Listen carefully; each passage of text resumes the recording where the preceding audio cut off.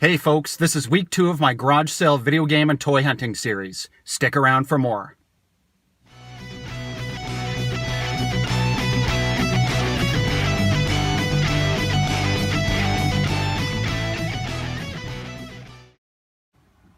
Hey guys, I'm here from Transformers and Video Games, and welcome back to the channel. As I mentioned in my intro, this is week 2 of my garage sale video game and toy hunting series.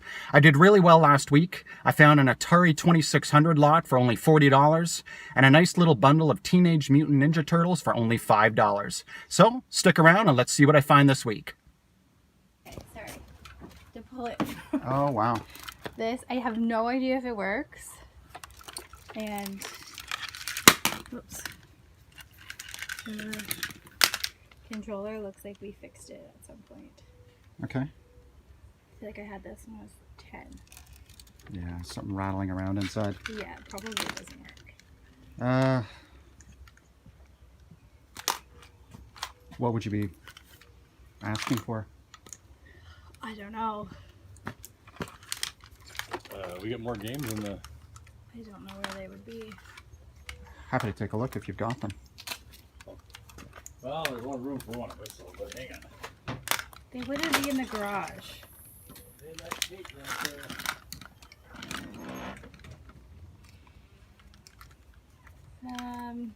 I have no idea. I'm just worried it wouldn't work. Yeah. I don't know. I mean, I guess you can just take it. Sure. If you find some games, I mean, I can certainly buy, make you an offer on some of the games. I don't. You're right, it's all beta.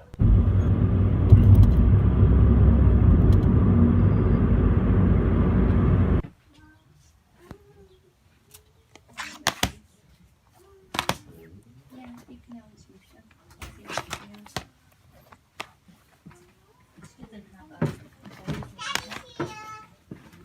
Might be easier to just stick it over there. Yeah, there's another box. I'll grab it.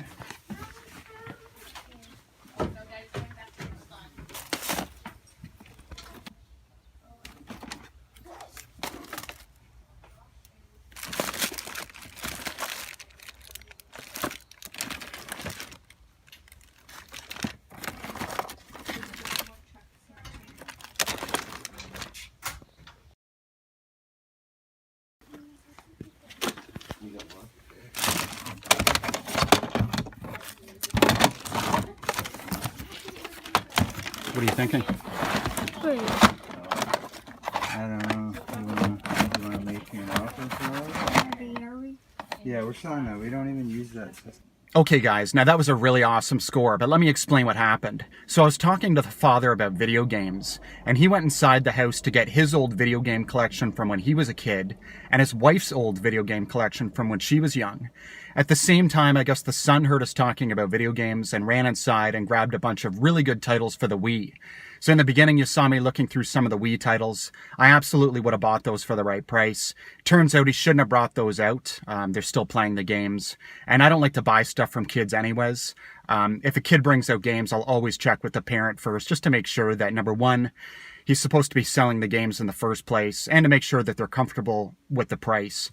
So again, I generally don't like to deal with kids at all. So the guy came out with 2 boxes of games. You could see me just asking him to put it on a chair in the garage there because I didn't want to draw a lot of attention to what he was showing me. And I actually ended up killing my camera. It was really dark in the garage. I ended up turning on my flash, and it wasn't illuminating it enough really to show off what was in the boxes. And the only thing it really seemed to be doing was drawing attention to me and the fact that I might be looking at something special. So I shut the camera off. I ended up making him an offer of $50, figuring he'd counter at something higher. He accepted the offer, and I mean, I couldn't be happier about that. And I left my phone number just in case they decided to get rid of some of the Wii games at some point. So anyways, I'm going to carry on and see what else I can find. Here's some footage that I took of everything from both boxes laid out and organized by console. We'll start off with the Super Nintendo stuff first. There's the console itself with all the hookups, a third-party controller called the Super Advantage that's pretty cool because they designed it to look like the SNES system itself. The 7 games are PGA Tour Golf, Krusty Super Funhouse, Vegas Stakes, Tazmania, Wings 2 Aces High, NHL Stanley Cup, and Mario Paint.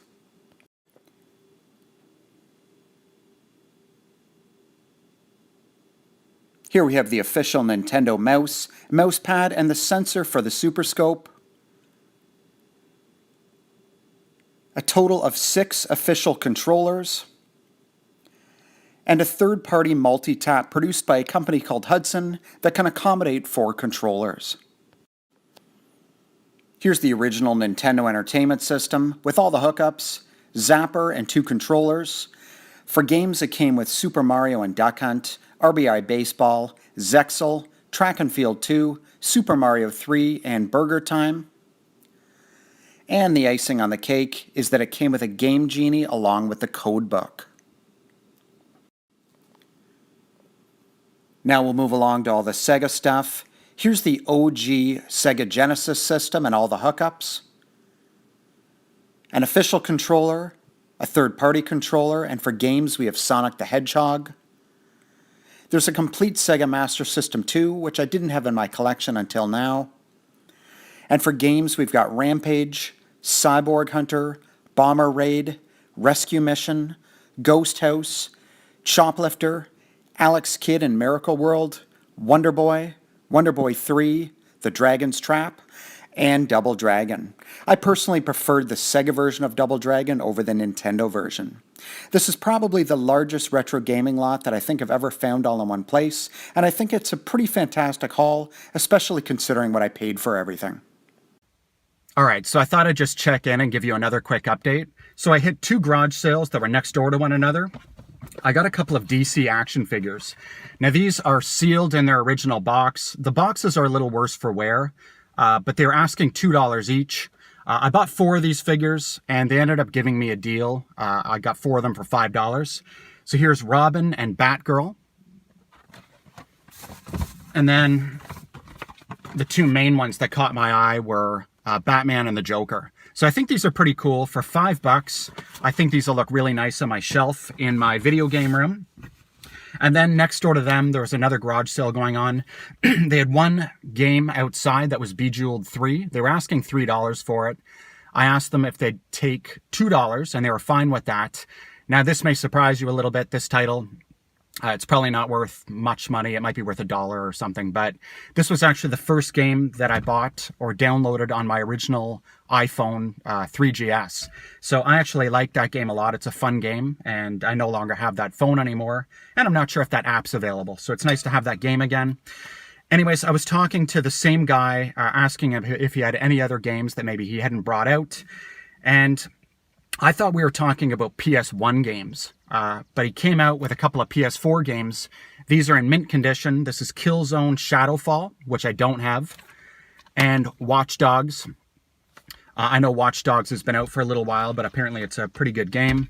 I don't have either of those games. I asked him what he was looking for, and he said, well, since he gave me Bejeweled for $2, that he'd give me the other 2 for $2 each. So I thought for $6, I couldn't go wrong for those 3 games.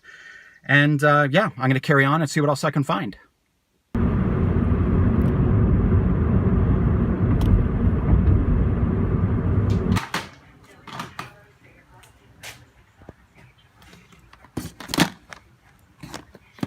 So you had other stuff that went earlier? Yeah. Just more of the same type of stuff, like Wii games and stuff like that. Okay. But nothing vintage? No, nothing vintage, sorry. You happen to have any old toys? Like from the 80s? Oh, you know what? That's the You sort of might stuff be in I'm luck. after. I actually, now that you mention it, I've got something downstairs you might be interested in. Let me just, 2 seconds. Sure.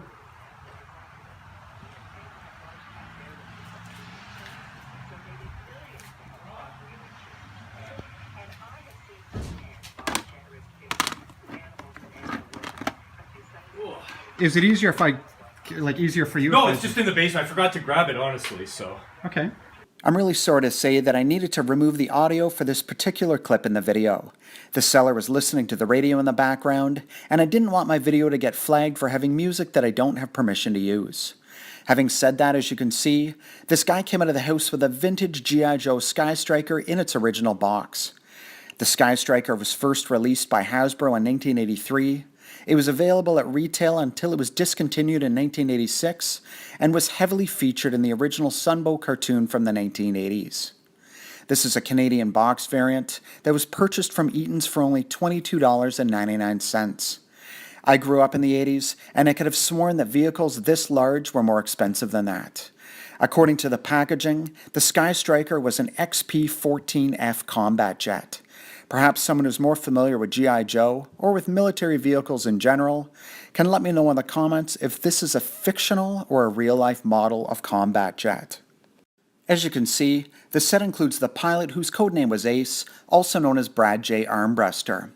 I was surprised to see that the figure was still intact after all these years. In many cases, the rubber O-rings need to be replaced since they dry out and snap over time.